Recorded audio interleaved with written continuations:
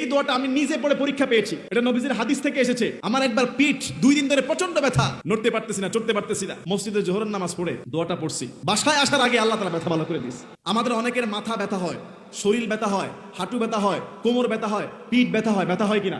আজকে আপনাদেরকে একটা দোয়া শিখিয়ে দিব, ব্যথা ভালো হওয়ার দোয়া। শিখবেন এটা? এই দোয়াটা আমি নিজে পড়ে পরীক্ষা পেয়েছি। এটা নবীজির হাদিস থেকে এসেছে। আমার একবার পিঠ 2 দিন ধরে প্রচন্ড ব্যথা, নড়তে পারতেছি না, চড়তে পারতেছি না। মসজিদে জোহরের নামাজ পড়ে দোয়াটা পড়ছি। বাসায় আসার আগে আল্লাহ তাআলা ব্যথা ভালো করে দিয়েছে।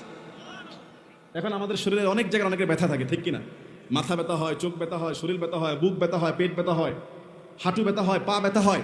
নবী সাল্লাল্লাহু আলাইহি সাল্লাম বলেছেন, ব্যথা যেই জায়গায় হবে, ব্যথা যেই জায়গায় হবে ওই জায়গায় হাত রেখে প্রথমে বিসমিল্লাহ পড়বেন 3 বার। কয়বার বলেন? বিসমিল্লাহ, বিসমিল্লাহ, বিসমিল্লাহ। কয়বার হলো? 3 বার। মনে করেন আপনার মাথা ব্যথা, মাথায় হাত ধরে বিসমিল্লাহ, বিসমিল্লাহ, বিসমিল্লাহ 3 বার এটা পড়বেন। এরপরে ছোট্ট দোয়াটা পড়বেন 7 বার। কয়বার? ছোট্ট দোয়াটা পড়বেন 7 বার। আমি যেমনি পড়েছি হাদিস অনুযায়ী হাত রেখে পড়েছি, সঙ্গে সঙ্গে একটু পরে ভালো হয়ে গেছে। দোয়াটা হলো আউযু বিল্লাহি ওয়া কুদরতিহি মিন শাররি মা আজিদু ওয়া উহাদিরু। কি 30 সেকেন্ডও লাগছে বলতে?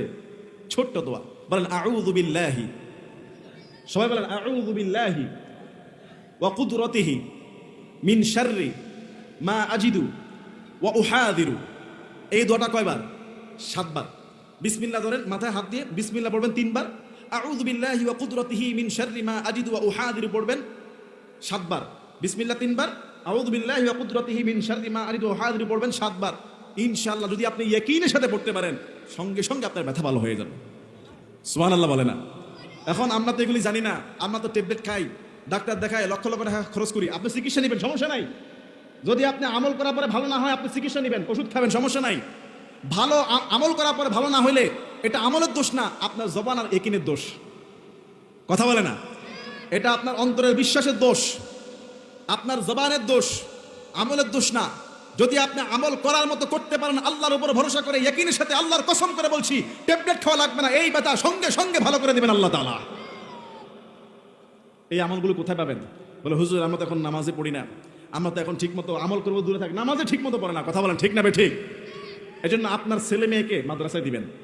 আপনি নিজে পারেন না, আপনার ছোট্ট ছেলেটা সে কিন্তু ঠিকই জানে মসজিদে ঢুকতে গেলে কোন পা দিয়ে ঢুকতে হয়, কোন দোয়া পড়তে হয়, ঠিক কিনা? আপনার মাদ্রাসার একটা ছাত্র সে জানে খাবারের শুরুতে কি দোয়া পড়ে খেতে হয়, জানে কি জানে না বলেন? জানে। আমরা অনেকে জানি না। ছোট্ট একটা বাচ্চাকে জিজ্ঞাসা করেন, সে আত্মায়াতু, দুরূদ শরীফ, দোয়া মাসুরা সব জানে, কিন্তু আমি আপনি জানি না। এই জন্য আপনার ছেলে মেয়েকে মাদ্রাসায় দেন, তারা দিনদারিত্ব শিখবে, কোরআন হাদিস শিখবে, ইসলাম শিখবে, এবং আপনাকে শিখাবে, আপনার পরিবার দিনদারিত্ব অর্জন করবে, এবং সংসারটা, পরিবারটা নামাজি হয়ে যাবে। কথা বলেন ঠিক কিনা? কষ্ট হচ্ছে আপনাদের? জানি রাত 12টা বেজে গেছে, অনেক দেরি হয়ে গেছে, কিন্তু ঘুমাতে হবে আপনাদের। কিন্তু ফজরের নামাজটা মিস করবেন, পড়বেন না? কে কে হাত তোলেন? পড়বেন না আপনারা? ফজরের নামাজ পড়বেন কারা কারা? হাত তোলেন। লিল্লাহি তাকবীর। আল্লাহ এই হাতগুলোকে কবুল করেন, বলেন আমিন।